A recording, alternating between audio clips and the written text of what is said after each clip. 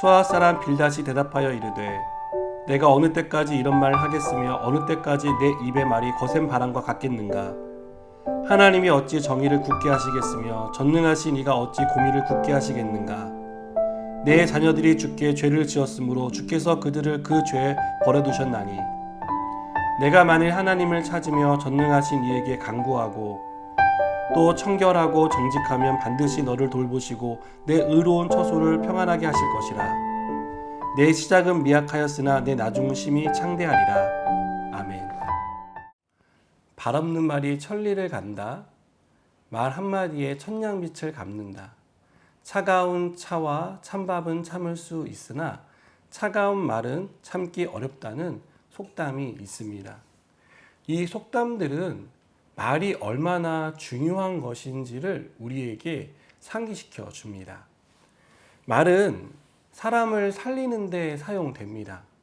그러나 또한 말은 사람을 죽이는 데 사용되기도 합니다. 그래서 언제나 말을 조심해야 합니다. 특히 고난을 당하고 어려움에 빠진 사람에게 말을 할 때는 조금 더 신중하게 말할 필요가 있습니다. 내가 아는 지식과 경험으로 판단하면 말에 실수가 생기기 때문입니다. 오늘 말씀에 나오는 수아 사람 빌닷을 보면 신중하게 말하는 것이 얼마나 중요한지를 우리에게 보여줍니다.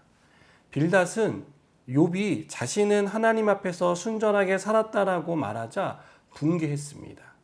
그것은 빌닷이 생각할 때 욥이 당하는 고난은 죄의 결과였기 때문입니다. 엘리바스도 그랬지만 빌닷도 인과응보 사상을 가지고 있었습니다. 그래서 욥이 순전하게 살았다면 그런 고난이 찾아왔을 리가 없다라고 단정 지었습니다. 욥이 고난당하는 이유는 죄를 지었기 때문이라고 빌닷은 믿었습니다. 그래서 욥이 자신의 순전함을 호소할 때 그 말을 하나님을 대항하는 반항적이고 파괴적인 말이라고 비유해서 거센 바람이라고 말했습니다. 빌닷은 자신의 순전함을 호소하는 욥을 향해 하나님은 정의롭고 공의를 행하시는 분이다라고 말합니다. 이 말은 사실입니다.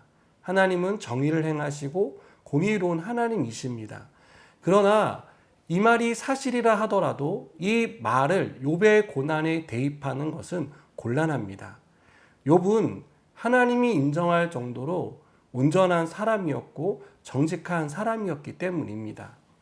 그럼에도 빌닷은 자신이 알고 있는 이 사실을 가지고 욥의 고난을 해석했습니다. 하나님이 정의를 행하신 것이고 공의로운 심판을 내리신 결과가 욥이 당하고 있는 고난의 결과라는 것입니다. 욥의 자녀들이 죽은 것도 그들이 지은 죄 때문에 공의로운 하나님의 심판을 받은 것이라고 말하고 있습니다. 빌닷은 여기서 멈추지 않습니다.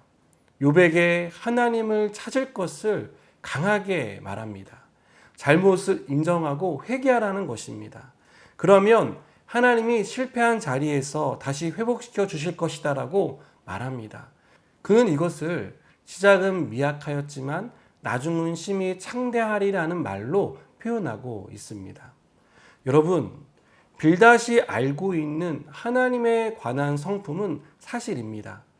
하나님은 정의를 행하시는 분이시죠. 또 하나님은 공의로운 분이십니다. 그렇다고 해서 욥에게 일어난 일이 하나님의 정의가 실현된 것이고 공의로운 하나님께서 공의로운 심판을 내리신 결과는 아니지 않습니까?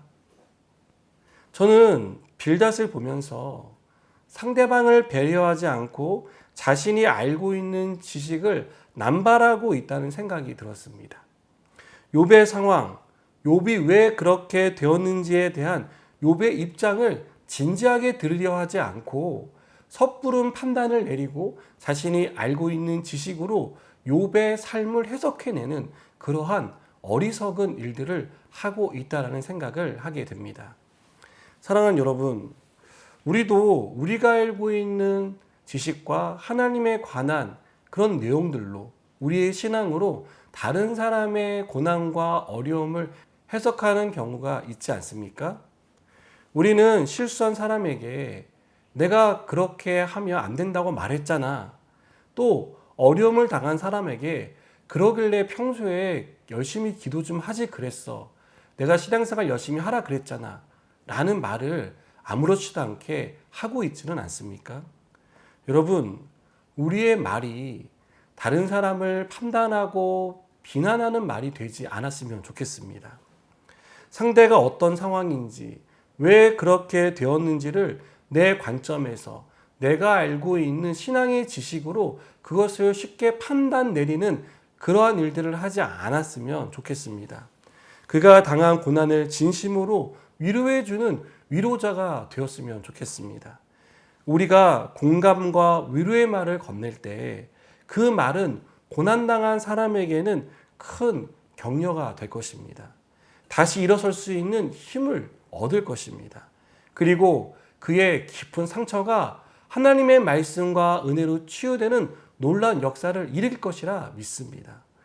우리가 말로 다른 사람에게 상처를 주는 것이 아니라 판단을 내리고 비난하는 것이 아니라 우리의 말이 사람을 살리고 영혼을 새롭게 만드는 은혜로운 말이 되기를 주님의 이름으로 축복합니다.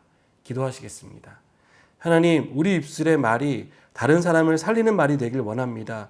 우리가 입술을 열 때 위로와 격려가 나오게 하시고 하나님, 낙심한 자들이 낙심한 자리에서 희망을 가지고 살아갈 수 있도록 축복하여 주옵소서. 예수님의 이름으로 기도드립니다. 아멘.